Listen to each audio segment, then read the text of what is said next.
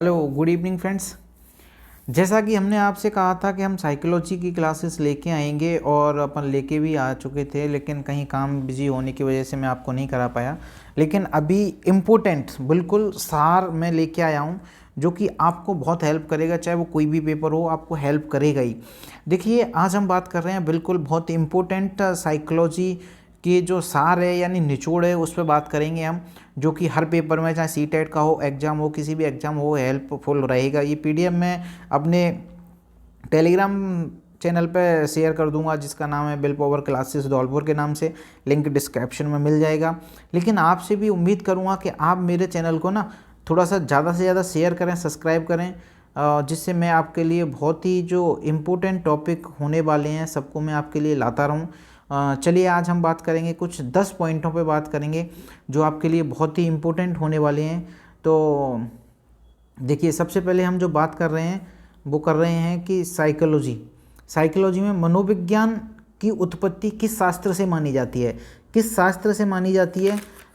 तो आप लोगों के सामने दिख ही रहा है, मैं ये नहीं कहूँगा कि आप कमेंट में आंसर बताइएगा। देखिए, दर्शन शास्त्र से कहाँ से मानी जाती है, मनोविज्ञान की उत्पत्ति किस शास्त्र से मानी जाती है, दर्शन शास्त्र से।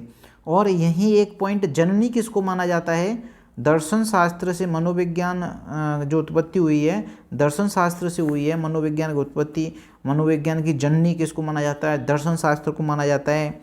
ठीक है, तो अगर क्वेश्चन में ये भी आ जाए कि दर्शन शास्त्र क्या है मनोविज्ञान की, तो जननी है, या मनोविज्ञान की जननी कौन है, तो दर्शन शास्त्र है। तो आप इसको कहीं भूलें ना, इसलिए मैं आपको बार बार बता रहा हूँ।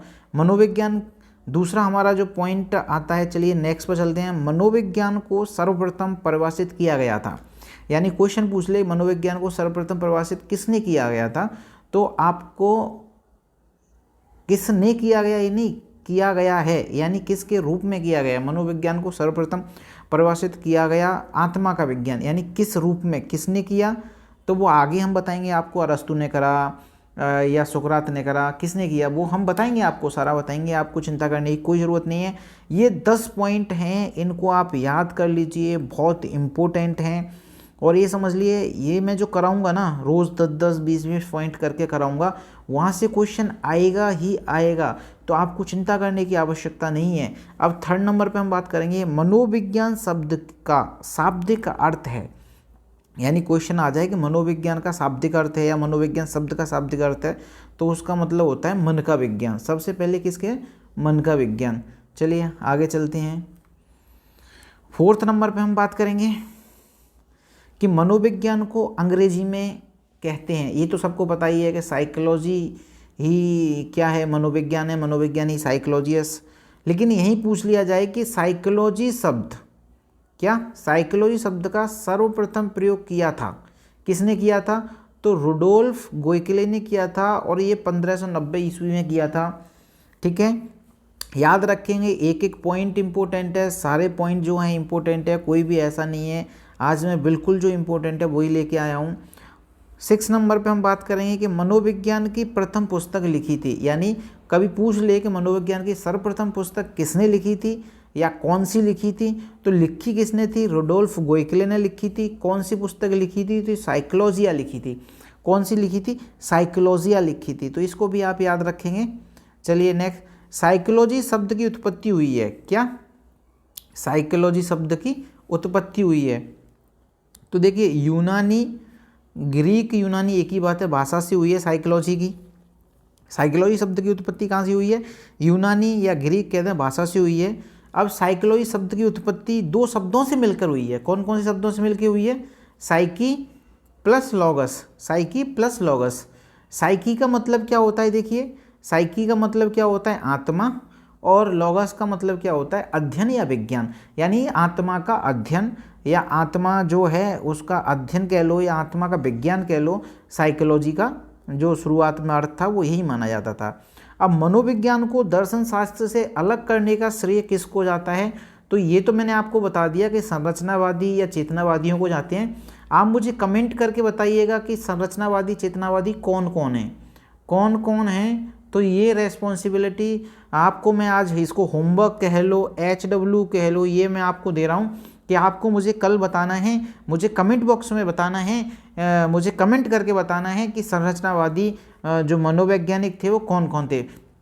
एक बार जल्दी से फिर से मैं रिवाइज करा देता हूँ इन 10 पॉइंटों को।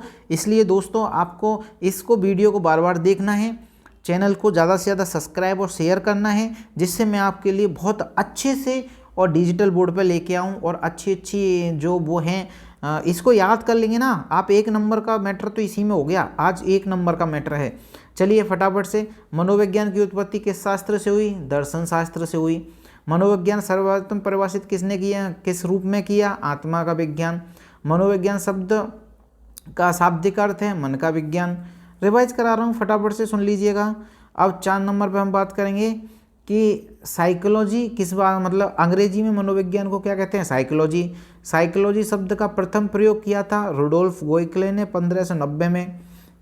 मनोविज्ञान की प्रथम पुस्तक लिखी थी रुडोल्फ गोइकले ने लिखी, इसका नाम था साइकोलॉजिया। ध्यान रखें, साइकोलॉजिया नाम है पुस्तक का जो रुडोल्फ गोइकले ने लिखी थी। साइकोलॉजी शब्द की उत्पत्ति यूनानी या ग्रीक भाषा से मानी जाती है। साइकोलॉजी शब्द की उत्पत्ति 2 शब्दों से मिलती हुई है, साइकी प्लस लॉगस। क्या? लॉगस। साइकी प्लस लॉगस से मानी जाती है। साइकी का मतलब क्या होता है? आत्मा, और लॉगस का मतलब होता है अध्ययन। यानी साइकी का मतलब क्या होता है? साइकी का मतलब क्या होता है? आत्मा, और लॉगस का मतलब होता है अध्ययन। चलिए आगे चलते हैं। और मनोविज्ञान को दर्शन शास्त्र से अलग करने का श्रेय किसको जाता है? किसको जाता है बताइएगा? ये दोनों को जाता है, संरचनावादी और चेतनावादियों को। कमेंट करके मुझे बताना है कि संरचनावादी या चेतनावादी कौन है, क्या क्या नाम है, ये आप मुझे बताएंगे। Thank you for watching this video.